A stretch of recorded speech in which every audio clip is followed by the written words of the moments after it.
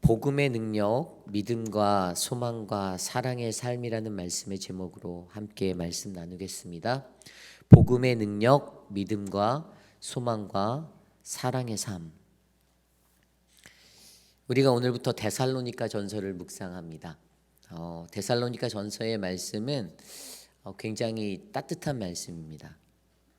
이 시대를 살아가는 그리스도인들에게 우리가 어떻게 하면 하나님의 건강한 신앙의 삶, 그 믿음의 경주를 이끌어 나갈 수 있는지 권면해 주고 있습니다. 바울은 이 서신을 쓸 때에 그들이 갖고 있는 믿음을 격려하고 경건한 삶을 살도록 그러한 것들을 더 격려하기 위해서 이 서신을 썼습니다.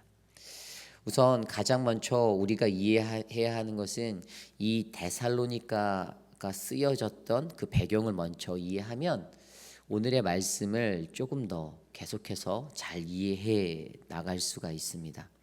먼저 약간의 설명을 드릴 텐데요. 이 데살로니가라는 지역, 그 땅은 우리가 알고 있는 마게도냐에 속한 그러한 땅입니다. 데살로니가, 베레아, 그리고 빌립보, 이 땅들을 통틀어서 마게도니아, 우리가 잘 알고 있는 알렉산더 대제, 그의 고향으로 알려진 그 장소예요. 그런데 바울이 1차 전도 여행을 마치고 2차 전도 여행을 나아가는 것, 사도행전 17장에 나타난 배경의 이야기가 바로 오늘의 이 배경들을 차지하고 있는데요. 그가 2차 전도 여행 중에 환상을 보게 되잖아요. 그래서 마게도냐의 환상으로 아시아로 가려고 하였던 것을 발걸음을 돌려서 어디로 갑니까? 유럽 지역으로 나가게 되잖아요. 그러한 시간적인 배경 속에서 주 50년경에 그가 이제 데살로니가로 발걸음을 옮겨서 그곳에 다다르게 되고 거기에 교회를 개척하게 되고, 그래서 그렇게 됐던 이야기들을 쓴 서신이 바로 이 데살로니가서입니다. 그런데 여기에서는 한 가지 문제가 있었어요. 바울이 그곳에 도달했을 때 거기서 복음을 전했는데 헬라 사람 그리고 많은 귀부인들이 그 복음의 영향을 받고 그들이 아주 불길 같은 복음의 능력으로 말미암아 좀 복음이 크게 전파되었어요. 그런데 이것들을 바라본 유대 사람들이 거기에서 바울이란 사람에 대해서 좋게 여기지 못하였겠죠. 그래서 불량배들을 동원하여서 어떻게 합니까? 그들을 이제 핍박하는 그러한, 그래서 온 도시가 소동하게 되는. 근데 그때 복음의 역사가 얼마나 강렬하였는지 그들을 그 도시의 사람들이 칭할 때, 바울의 일행들을 도시의 사람들이 칭할 때 뭐라고 불렀냐면 사도행전 17장 16절에 보면 17장 6절에 보면 천하를 어지럽게 하던 사람들이다라고 설명하였습니다.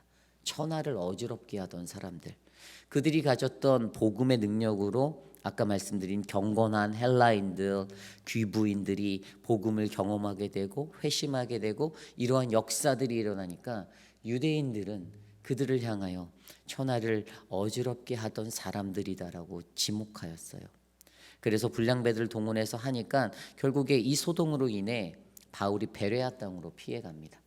그리고 베레아 땅에서 유대인들이 거기까지 또 따라와요. 그래서 또 거기서도 소동이 일어나니까 이제 그것들을 두고 그 당시에 자기와 함께하던 사람이 실라, 우리가 아는 오늘 말씀에 보면 실로아노라고 기록된 실라와 디모데가 같이 있었는데 그곳에 그 두 사람을 놔두고 바울은 다시 그 아가야라는 지역으로 다 자신의 발걸음을 옮겨가게 돼요. 그리고 아가야 지역에서, 아가야를 보면 아가야는 그 로마의 스테이트예요, 주예요. 그리고 거기에 도시에 들어가 있던 아테네, 우리가 알고 있는 아덴이라고 하죠. 아테네, 거기에서도 복음을 전하고, 그리고 그 다음에 고린도로 또 가서 복음을 전하고, 그리고 어떻게 됩니까?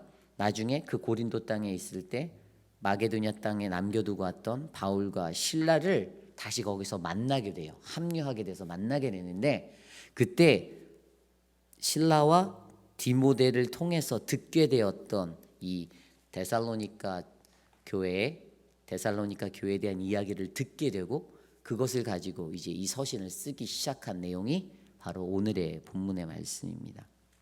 근데 그때 자기가 같이 동역했던 귀한 동역자 실라와 디모데를 통해서 이 데살로니가 교회의 이야기를 듣게 되는데 좋은 점을 듣게 되고 나쁜 점을 듣게 돼요.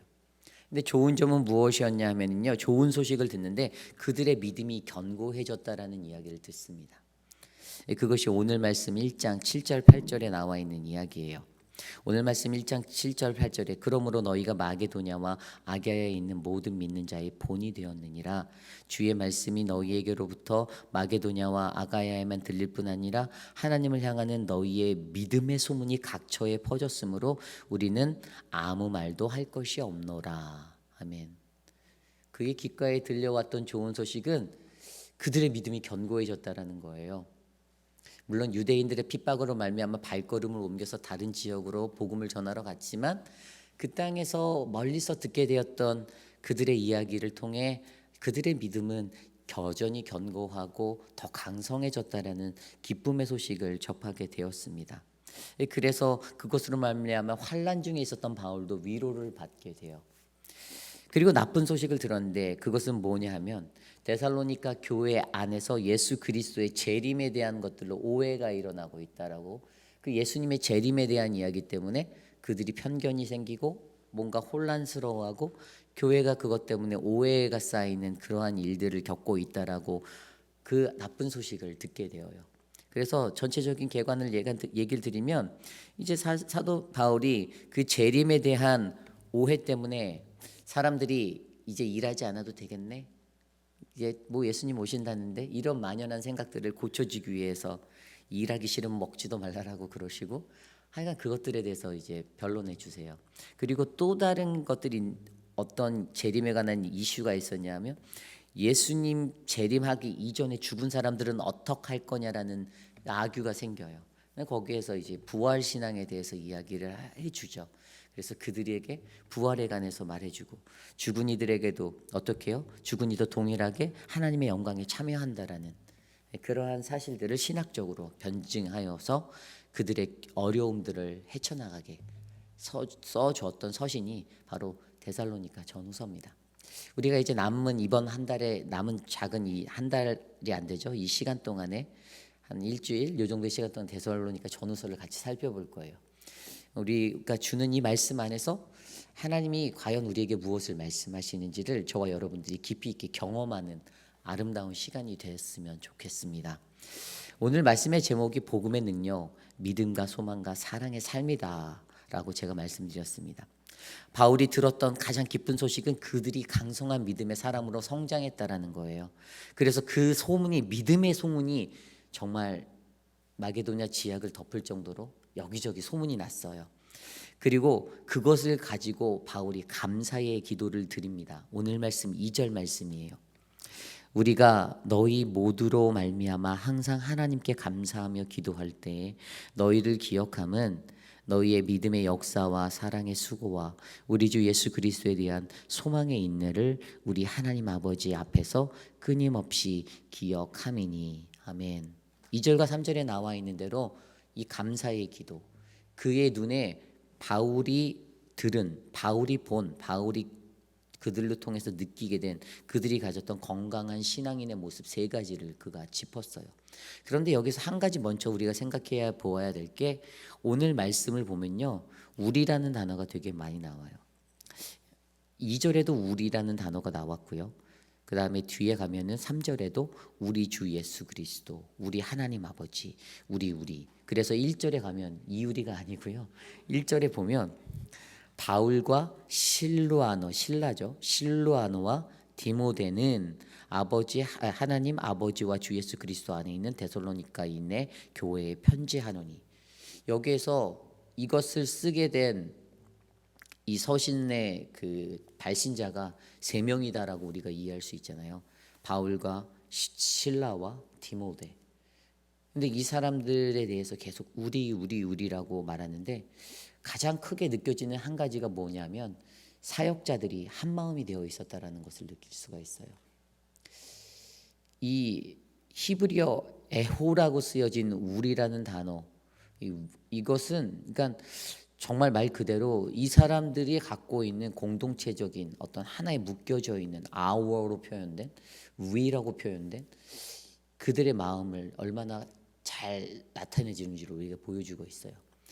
인간이 사람이 무언가를 할 때 나라는 것들을 나타내고 싶으면 주어가 나는요 이렇게 표현되잖아요.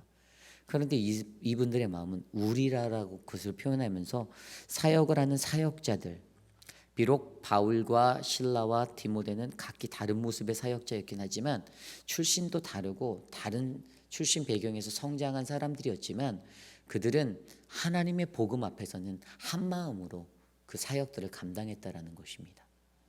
여러분 이거 굉장히 중요합니다. 공동체 안에도요 우리는 다양한 모습으로 하나님의 일들을 감당해요. 저의 모습이 다르고요 또 다른 시무 장로님들의 모습이 다릅니다. MBTI에도 아마 다 각각의 다른 모습들이 나옵니다. 그런데 거기에서 나와 다른 모습을 가졌을 때 그 사람은 잘못된 거야, 그 사람은 옳지 않은 거야로 판단하는 것은 굉장히 위험한 것입니다. 그렇기 때문에 우리가 사역을 할 때에는 서로의 다름을 이해하고 인정하는 것이 필요해요.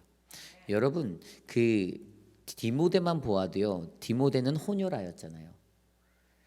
바울하고는 출신적인 자체가 성분이 틀립니다. 그런데 어머니 유대인 어머니의 영향으로 말미암아 어떻게 해요?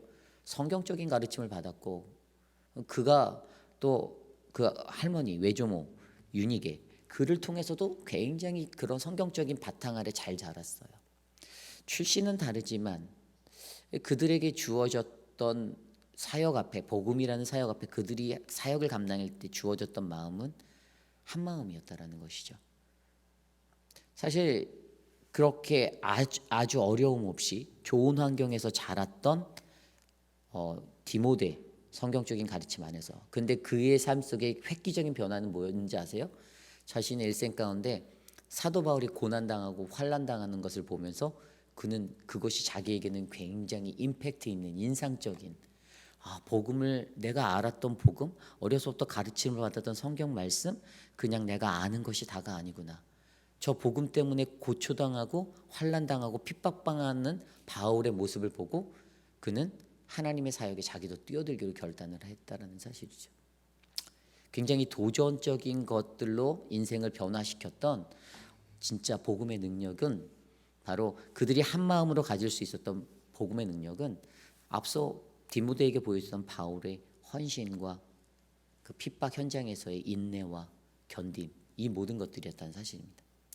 어쨌든 중요한 것은 바울이 가졌던 실라가 가졌던 그리고 디모데가 가졌던 마음은 한 마음이었습니다. 그렇게 그들이 한 마음으로 복음을 전하였더니 비록 유대인들에게 핍박받아서 쫓겨나고 다른 땅으로 물러가고 피하여 또 다른 땅으로 흘러갔지만 그럼에도 불구하고 그들의 복음의 열매는 오늘 이 순간에 열매 맺어서 어떻게 해요? 믿음의 소문으로 맛집, 복음의 맛집의 소문으로 소문이 났다라는 거예요. 마게도냐 지역에. 그래서 바울이 그것에 대해서 하나님께 감사했던 기도가 좀 전에 읽었던 2절과 3절. 근데 거기에는 세 가지의 키포인트가 들어있어요. 그것이 무엇입니까?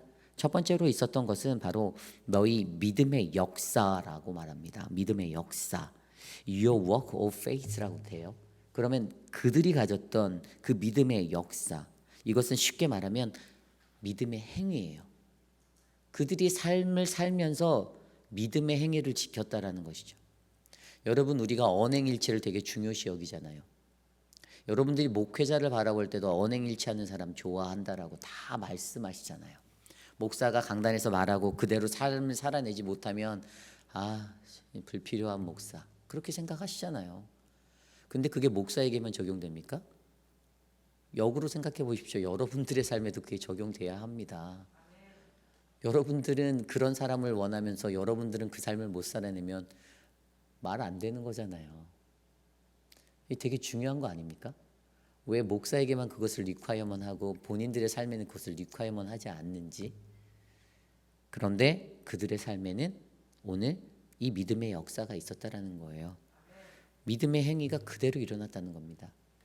그냥 말씀을 안고 살아가는 게 아니라 내가 이것을 믿는 것이라면 하나님이 믿음을 주신 그 믿음의 삶대로라고 내가 믿는다라면 나는 이것을 내 삶 가운데 행동할 수 있다라고 믿었던 실천적인 행동이 있었습니다. 내가 사랑한다라고 하면 진짜 사랑을 행했다라는 거고요. 구제를 하겠다라고 하면 그 구제의 말씀대로 가난한 이들을 향해 내 것을 아낌없이 베풀었다라는 것입니다. 그들의 삶 가운데 이것이 있었기에 하나님은 오늘 바울의 눈에 이것이 믿음의 역사, 그들이 건강한 신앙의 모습, 그들이 칭찬받을 만한 리즌, 첫 번째 그렇게 여겼다라는 것이죠. 두 번째 것은 무엇입니까? 사랑의 수고가 있었다라고 합니다. 영어 English Standard Version에서는 이것을 labor of love라고 해요. 근데 이 love가 아가페라는 단어를 썼어요. 아가페의 사랑을 가졌어요. 근데 아가페의 단어를 가지고 그들이 수고한 거예요. 일했던 거예요. 그 사랑을 가지고 그들이 멈춰 있었던 게 아니라 그들이 수고하였어요. 이러한 일들이 그들에게 일어났습니다. 그런데 이 사랑의 수고를 하는 것, 우리도 한번 돌아볼까요? 저희도 같은 공동체 안에서 살아갈 때 우리가 사랑의 수고를 한다라면 과연 우리는 어떠한 일들을 감당할 수 있습니까? 그것은 남들에게 내 것을 강요하기보다는 조금 더 배려하는 마음이 담겨 있을 것 같아요. 사랑하기 때문에, 사랑의 수고를 하기 때문에.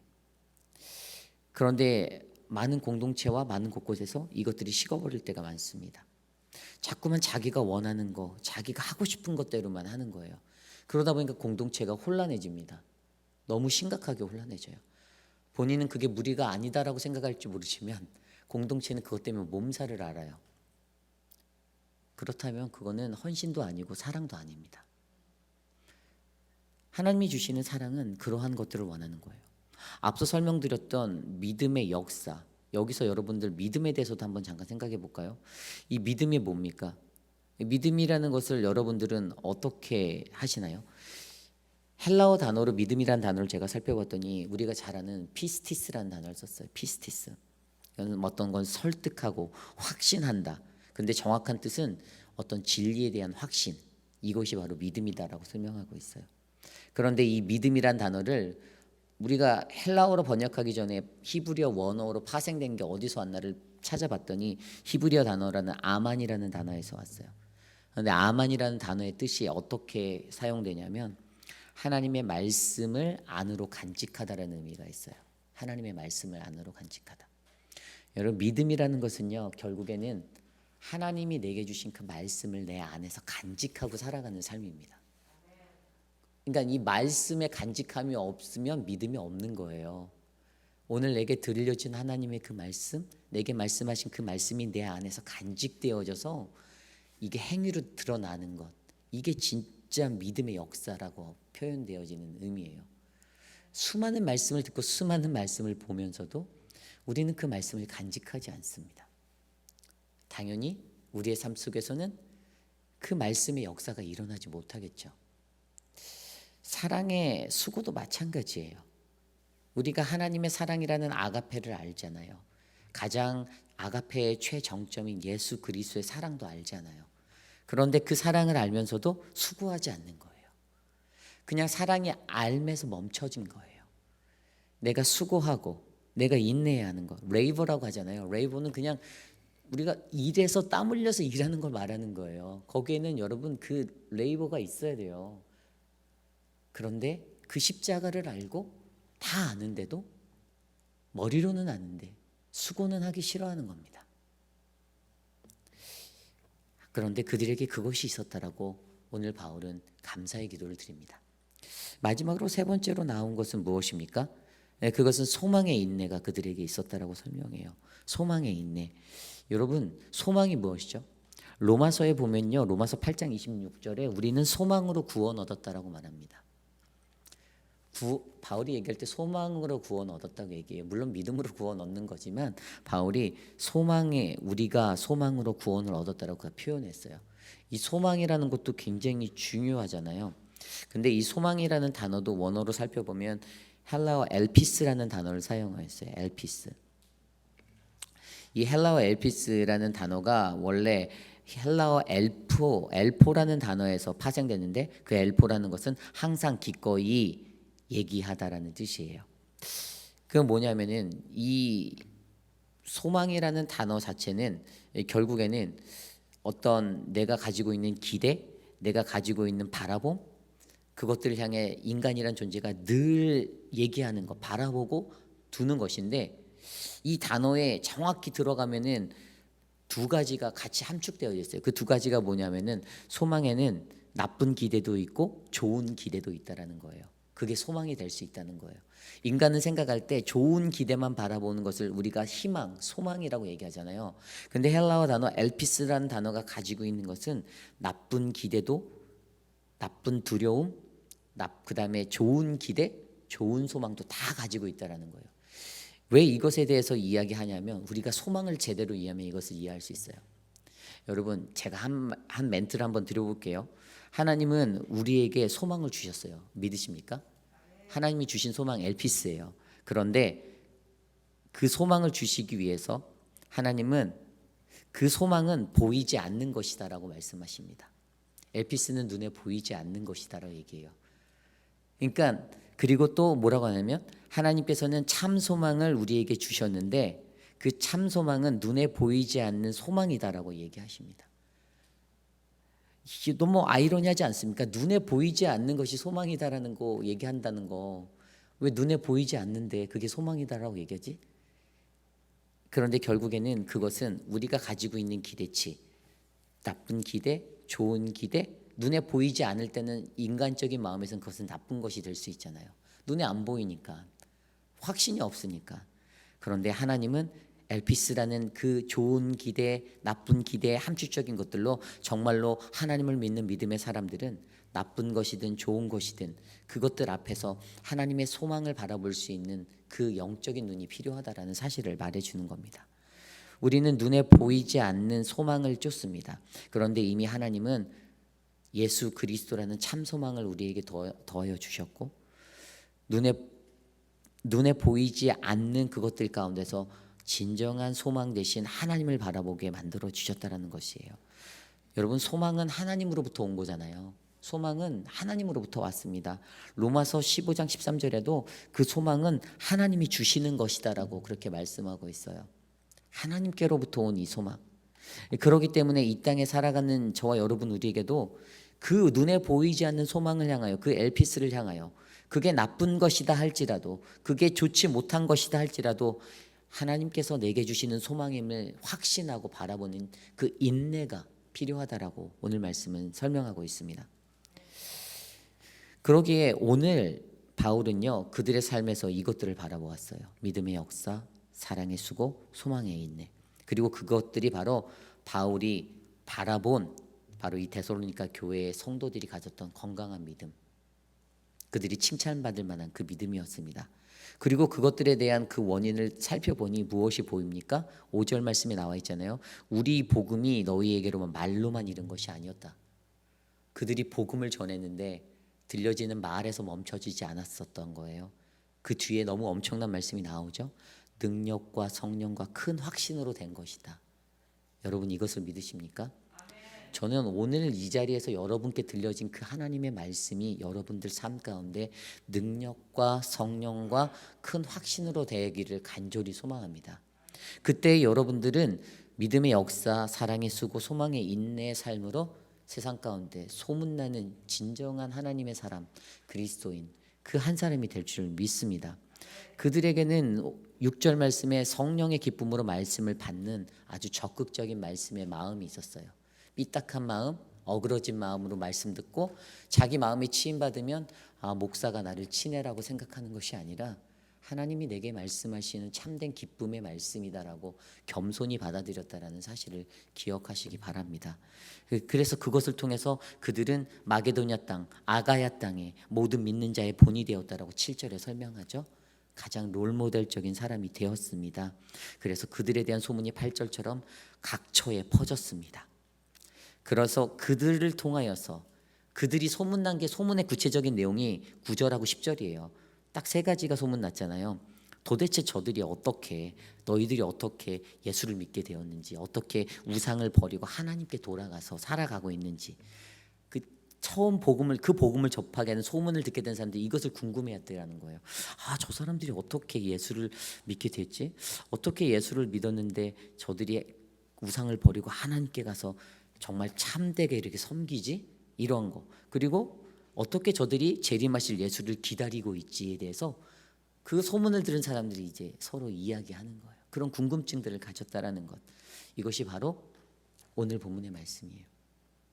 사랑하는 성도 여러분, 저는 오늘 이곳에 있는 여러분도 복음의 능력, 그 복음의 능력을 경험하시는 한 분 한 분이 되시길 원합니다.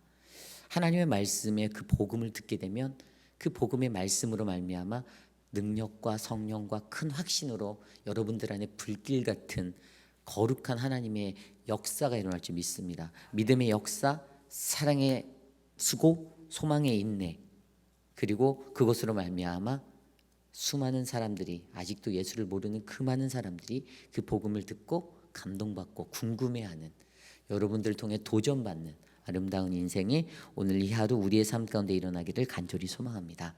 오늘 주신 말씀을 놓고 함께 기도하기 원합니다. 여러분, 복음의 능력이 있습니다. 이것을 믿으셔야 합니다. 우리에게 날마다 들려지는 하나님의 말씀이 그냥 텍스트적인 어떤 하나의 한편의 단편적인 이야기로만 듣고 마음에 감동받고 멈춰버리면 안 됩니다. 그 마음이 진짜 하나님의 말씀을 안으로 간직하는 내 인생의 믿음이 되시기를 간절히 소망합니다. 그래서 이게 간직되어져서 정말 변하지 않고 요동치지 않고 흔들리지 않는 것. 여러분, 아까 그 말씀에서 소망의 인내, 이 인내라고 쓰여진 그게 steadfastness잖아요. 그러면 이건 뭐냐면은 확고해서 진리 흔들리지 않는 거잖아요. 견고하게 흔들리지 않는 모습이잖아요. 저는 말씀이 우리 안에 가득 채워지고 복음으로 우리 안에 사무쳐져서 우리가 흔들리지 않고 요동하지 않는 한 사람 한 사람이 되기를 간절히 소망합니다. 그러한 복음의 사람으로 하나님 나를 만들어 주십시오. 믿음과 소망과 사람의 삶으로 나를 이끌어 주십시오. 이 시간 함께 기도합니다.